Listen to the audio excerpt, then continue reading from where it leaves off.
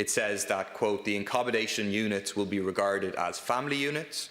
It indicates that family units are of 50 people or more, with effectively no social distancing between those 50 plus people who are considered to be part of one family unit. It also says that, quote, you may at times be required to change family unit, meaning that this workplace may well be a hotspot waiting to happen. That company also admitted to RTE that they have their workers sharing bedrooms, bathrooms and kitchens, making social distancing impossible and putting workers' health at risk. There's two issues here. One is the issue of Unite, the union, which in the past has tried to represent these workers, having access to these workers to discuss their rights and to help to organise them. But the second thing is a government, state agency being able to inspect the workplace. And I and workers have been sent from pillar to post trying to work out who is the body with responsibility. We were originally sent to the HSE. We got an answer from the HSE saying, no, it's not our responsibility. The Minister today said the HSE does have powers, so we'll see about that. And the HSA has previously said, no, we also don't have powers in terms of the enforcing of COVID-19 guidelines. But the Minister earlier said the HSA has power. Fine, let's accept that as it is, and let's presume that they don't need to have additional power granted. But then the question is simply, should workplace inspections take place so that we can precisely see what the problem is here or not, and whether workers' interests are being endangered? Well, I'm reminded by Deputy Duncan Smith's comments earlier about people who want to conflate a load of issues to point fingers at people who may have done no wrongs, and we have the appropriate authorities within the state to inspect and protect workers. And as it happens, the HSA is not under the remit of my department, and I'm not in a position, nor do I think it would be the function of me or indeed the appropriate line minister, to direct those authorities to do their job in a particular way. They're set up to do, to carry out their functions, and they do so quite well. But I share your concerns, Ceann Comhairle, that there is an attempt here to malign, without any real evidence, a particular company and a particular sector. And this is a sector that provides very valuable employment to many people, Deputy, who come back again and again and again to work for the same company. I would say that the evidence I have, which is a document from inside from the company, which I won't mention again, which they haven't disputed, is one of their documents, and which indicates that people are being considered part of a family unit 50 plus, and that people can be moved from one family unit to another, and a statement that was given to RTE indicating that they're sharing bedrooms and so on, which indicates to me that social distancing is not possible. I asked the Minister earlier, I didn't get an answer, and I suspect the answer is 0. I asked how many on-site inspections have taken place in relation to the COVID-19 guidelines. But I move on to a similar kind of issue, which is the issue about meat factories. There's a particular meat factory that I won't name. It's in Ballyjames-Duff. I think many people would have received an email with allegations around conditions there. SIP2 and the MRCI have issued a statement in relation to it, saying that they received calls from many SIP2 members, many of whom are migrant workers, concerned about health and safety. And the social media reports allege that up to 160 workers at the meat plant were continuing to work while showing COVID-19 symptoms.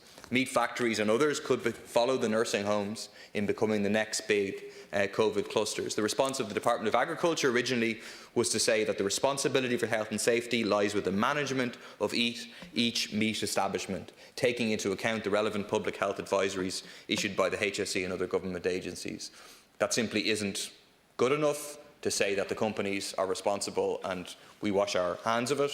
I know the Minister for Health has since responded to Deputy Boyd Barrett, saying that these alleged outbreaks are being investigated by the Health Protection and Surveillance Centre and local departments of public health as a matter of urgency. But again, I'll ask, have there been on-site inspections yet? There's a very important issue of workers' health and safety here. I alluded to this point, Deputy, in terms of previous questions. We're aware of 6 clusters within the meat processing industry.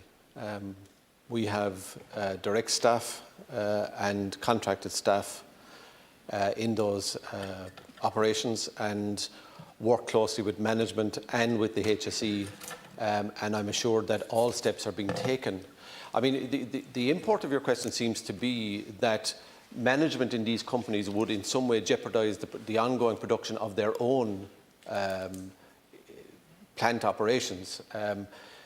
The primary concern in all of these issues is the safety of people, employees and plants, the citizens of the country generally. And you know, where there are issues of concern, companies are working with the department and with local HSE officials to deal with those issues.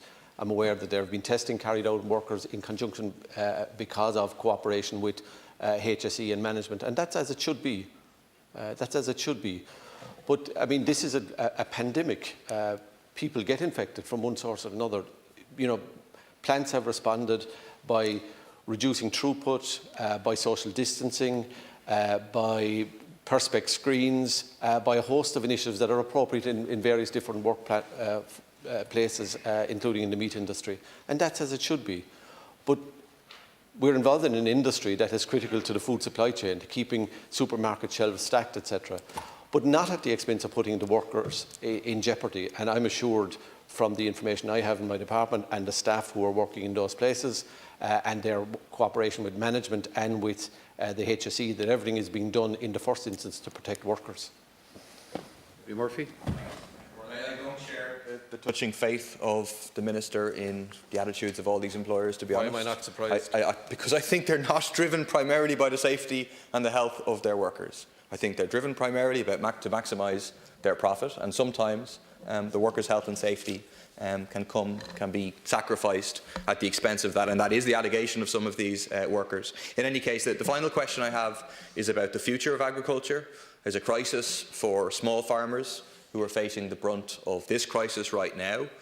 When the coronavirus crisis comes to an end, the climate change is going to hit hard. And the question is, are we going to continue with a model of agriculture which prioritises the profits of the big beef barons, the Larry Goodmans and so on, or are we going to use this opportunity to start working on a different way to use the land that gives priority to the interests of small and medium farmers, to the need to rapidly transition away from intensive beef and dairy production to a sustainable, low-carbon model of agriculture, but without loss of income, and indeed guarantee decent income for small and medium farmers. Immediately, will the Beef Task Force meet? Will the BPS payments be brought forward for small farmers? And will you work on developing such a plan? Can I just say, with regard to the previous, I mean, the Deputy doesn't substantiate his allegations, but is prepared to propagate it in here, and I think that's unfortunate. Well, I am substantiating the defence insofar as I have staff from my department who are working in conjunction with management in those plants and with local HSE officials. And there is nothing to suggest the allegation that you're making, whether it's against those meat plants or whether it's against any of the aforementioned workplaces that we were talking about. It's a smear tactic, which is regrettable. Dressed up in a concern. Please,